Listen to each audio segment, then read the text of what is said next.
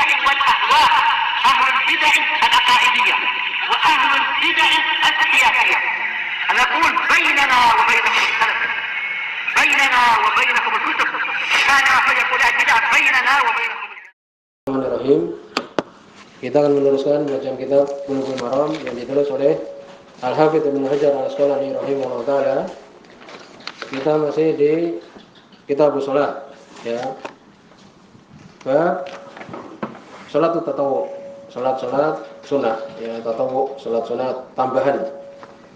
Disebutkan pada pertemuan terlewat, barang siapa yang dia itu menjaga 12 rakaat ya, ini dari salat sunnah, salat rawatib yang mengiringi salat wajib, maka untuk dia itu surga.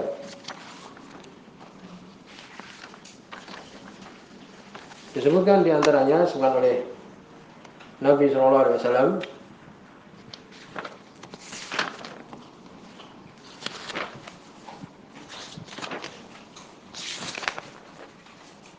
dari hadis Ummu Habibah, yaitu apa? Salat itu 2 rakaat sebelum subuh, 4 rakaat sebelum salat asar, kemudian 2 rakaat setelah 4 rakaat sebelum salat zuhur, 2 rakaat setelah zuhur, kemudian 2 rakaat setelah maghrib, 2 rakaat setelah isya. Ya, jumlahnya adalah 12. Demikian juga Nabi SAW beliau menjaga salat apa? Salat 2 rakaat sebelum subuh. Dan beliau mengatakan ra'atal fajr khairu minad dunya wa ma fiha. 2 rakaat sebelum subuh itu lebih bagus daripada dunia dan apa yang ada di dalamnya.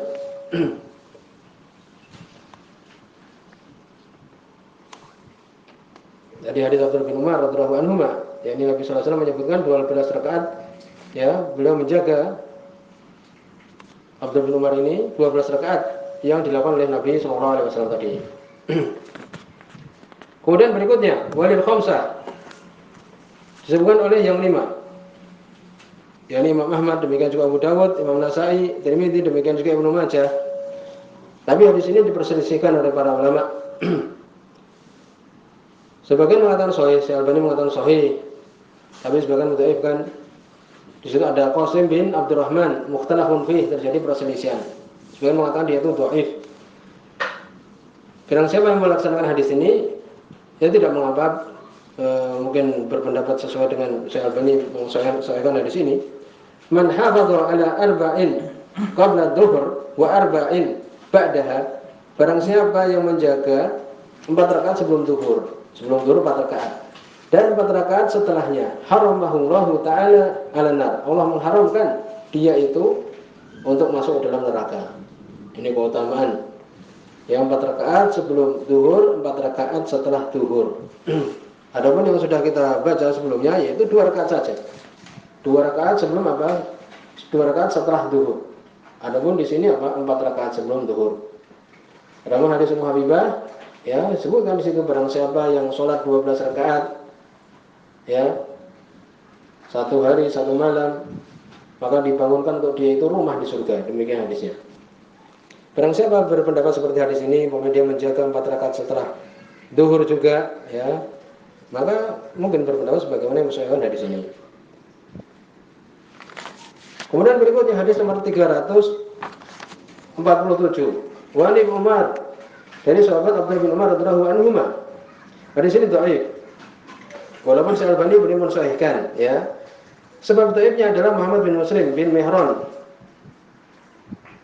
Dia ini adalah disebutkan adalah wahim, lemah hafalannya. Demikian juga disebutkan oleh Abu Dawud atau Yalisi, dia mempunyai hadis-hadis yang mungkar, manakir, dia mempunyai hal-hal yang mungkar pada hadis dia ini. Tapi Syekh Albani beliau mengumpulkan riwayat sehingga beliau mengatakan hadis ini adalah hasan. An Ibnu Umar radhiyallahu anhu maka beliau mengatakan, qala Rasulullah sallallahu alaihi wasallam, berkata Rasul sallallahu alaihi wasallam, rahimallahu imra'an, Allah memberikan rahmat kepada imra'an, seorang laki-laki, yakni seseorang, umum di situ laki dan perempuan. Salat arba'an qabla al-asr, salat 4 rakaat sebelum asar. Yang kita sudah baca pada pertemuan lewat tidak disebutkan itu sebelum asar, kan? Dari sini rawi Ahmad wa Abu Dawud wa Tirmidzi wa hasanahu, yang dihasan oleh Imam At-Tirmidzi wa Ibnu Khuzaimah wa sahahu, disahkan oleh Ibnu Khuzaimah. Wallahu alam, hadis ini adalah dhaif. Tetapi di situ ada hadis Nabi sallallahu alaihi wasallam, ya, hadis yang ma'ruf. Baina kulla adzanaini shalah. Di antara setiap adzan itu, dua adzan itu salat. Maksudnya antara adzan dan iqamat itu ada salat. Masuk di situ hadis ini juga kan. Tetapi permasalahan di sini disebutkan 4 rakaat. Ulama di sini adalah dhaif. Cukup umpamanya seorang menjaga 12 rakaat itu, 2 rakaat sebelum subuh, 4 rakaat sebelum duhur, 2 rakaat setelah duhur, 2 rakaat setelah maghrib, 2 rakaat setelah isya, 12. Dibangunkan untuk dia itu rumah nanti di surga yang menjaga sholat tersebut. Kemudian berikutnya masih di bab sholatul tatawu. Hadis nomor 348. Dari sini sebenarnya Imam Bukhari rahimahullah taala, wa an Abdullah bin Mughafal, dari sahabat Abdullah bin Mughafal Al-Muzani radhiyallahu anhu, qala, beliau mengatakan, qala Rasulullah sallallahu alaihi wasallam, berkata Rasul sallallahu alaihi wasallam, sallu qabla al-maghrib, sallu qabla al-maghrib. Salatlah kalian sebelum maghrib. Salatlah kalian sebelum maghrib. Ya. Tsumma qala fi tsalitsah, kemudian Nabi mengatakan di yang ketiga, liman syaa, bagi orang yang mau. Ya, karahiyata ayataqidaha an-nasu sunatan. Nabi tidak suka, beliau mengatakan kalimat tadi, bagi yang ingin itu apa? Beliau tidak suka kalau kemudian manusia menjadikannya sunnah. Rawal Bukhari, sebagai Imam Bukhari. Yani merasa itu adalah harus dilakukan dan sebagainya. Wa fi riwayati Ibnu Hibban, di dalam riwayat Ibnu Hibban, ya, tambahan ini disebutkan adalah dhaif. Ya, tambahan ini, ya, ini perintah Nabi sallallahu alaihi wasallam itu adalah dhaif. Ya, disebutkan di sini oleh Syekh Muhammad bin Hizam di sini. Walaupun sanad ini tampaknya adalah sahih, tetapi apa? Di situ tambahan di sini alati min fi'li Rasulullah sallallahu alaihi wasallam fi subutiha nadhar. Yani itu adalah perbuatan Nabi sallallahu alaihi wasallam, maka itu adalah perlu dikritik. Di situ ada Abdus Somad, ya. Dari Abdus Somad bi isnadi biduni hadis ziyadah, ya, tanpa adanya tambahan ini. Disebutkan oleh para ulama bahwa ziyadah ini adalah ghairu mahfudhah, ya, tidak terjaga. Jadi tambahannya apa? Anna Nabi sallallahu alaihi wasallam sholat qabla al-maghrib raka'ataini. Bahwa Nabi sallallahu alaihi wasallam beliau sholat sebelum maghrib 2 rakaat. Tambahan bahwa Nabi sholat sebelum maghrib 2 rakaat ini adalah dhaif. Adapun Nabi memerintahkan, Nabi sallallahu alaihi wasallam mengatakan bahwa sholatlah kalian sebelum maghrib 2 rakaat, itu disebutkan oleh Imam Bukhari tadi. Kemudian disebutkan di sini bahwa hadis ini menunjukkan disukai untuk melakukan sholat tatawu sebelum maghrib. Ya, bahkan disebutkan dulu para sahabat yatabadarun asawari. Nabi, yakni dulu para sahabat mereka bersegera untuk menuju sawari, tiang-tiang, untuk dijadikan apa? Dijadikan sutra. Dan ini dilakukan apa? Sebelum sholat maghrib. Maka ini menunjukkan boleh seorang sholat sunnah sebelum apa? Sebelum maghrib.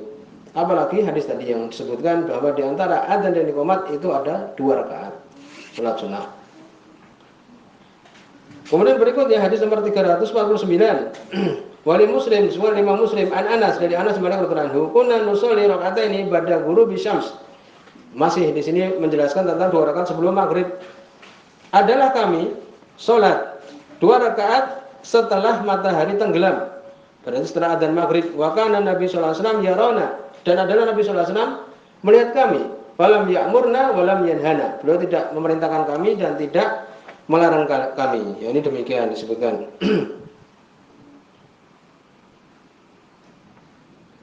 Adapun tadi bahwa Nabi sallallahu alaihi wasallam beliau melakukan, tadi sudah disebutkan bahwa apa? Bahwa itu adalah disebutkan ghairu mahfudhah, ya, ghairu mahfudhah, ini tidak terjaga tambahan itu tadi. Jadi disebutkan An Husain bin Muhammad bin Bahram Al-Marwazi, demikian juga Affan. Mereka semua meriwayatkan hadis ini dari Abdul Warith, ya, tanpa tambahan tadi, tanpa tambahan bahwa Nabi sallallahu alaihi wasallam melakukannya sebelum maghrib. Jadi riwayat yang mengatakan bahwa Nabi melakukannya, ya, itu adalah apa? Itu adalah lemah. Tetapi Nabi sallallahu alaihi wasallam melihat para sahabat waktu itu melakukan dan tidak melarang. Ini tentang apa? Tentang 2 rakaat sebelum maghrib yang kita bicarakan ini. Yang benar adalah apa? Yang benar adalah itu adalah istihbab, disukai melakukan 2 rakaat sebelum maghrib. Adapun sebelum asar tadi 4 rakaat, sebagian ulama mengatakan di sahih, sebagian itu adalah dhaif dan kita sebutkan bahwa itu adalah dhaif. 4 rakaat sebelum asar. Berikutnya tentang tata cara 2 rakaat sebelum sholat subuh. Bagaimana kita ketika melakukan 2 rakaat sebelum subuh, yang itu lebih bagus daripada dunia dan seisinya. Demikian juga ayat apa yang dibaca. Disebutkan di sini, wa an Aisyah radhiyallahu anha, hadis nomor 350. Hadis muttafaqun alaih.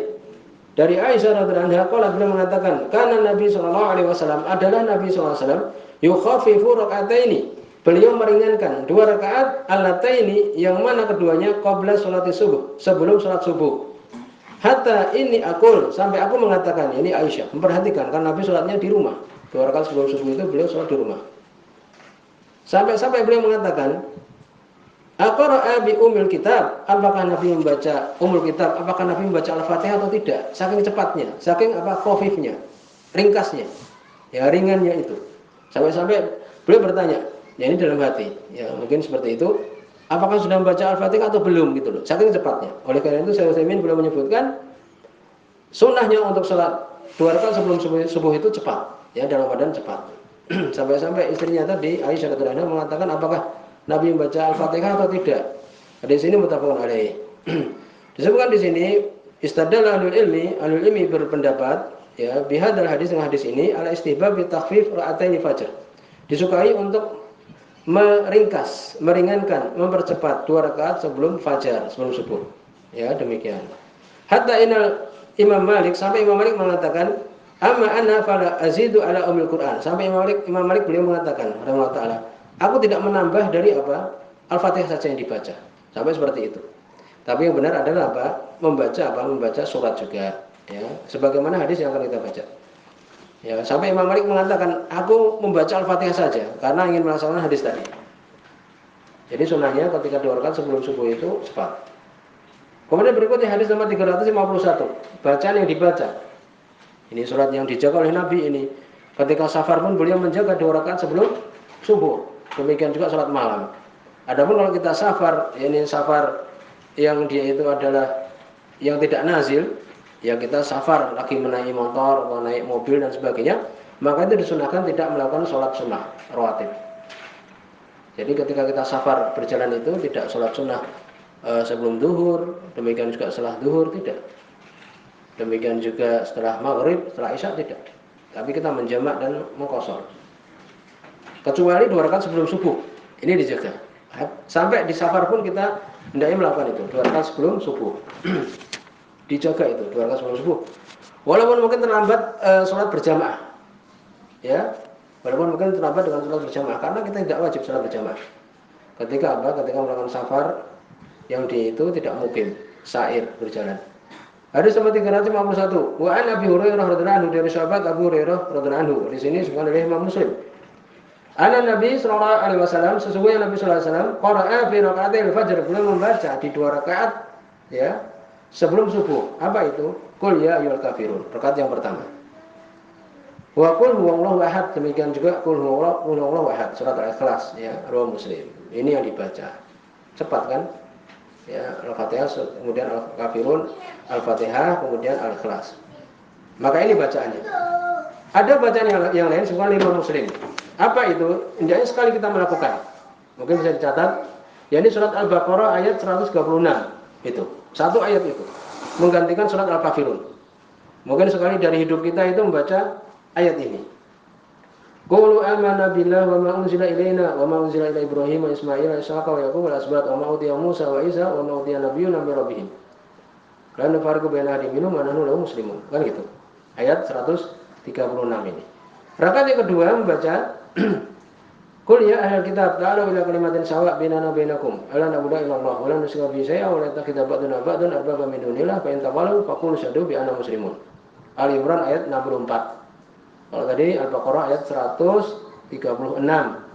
Kalau yang rakaat yang kedua Ali Imran ayat 64. Walaupun sebagian mengatakan bacaan ini Ali Imran ayat 64 ini dihukumi syaddah, ya ini nyeleneh.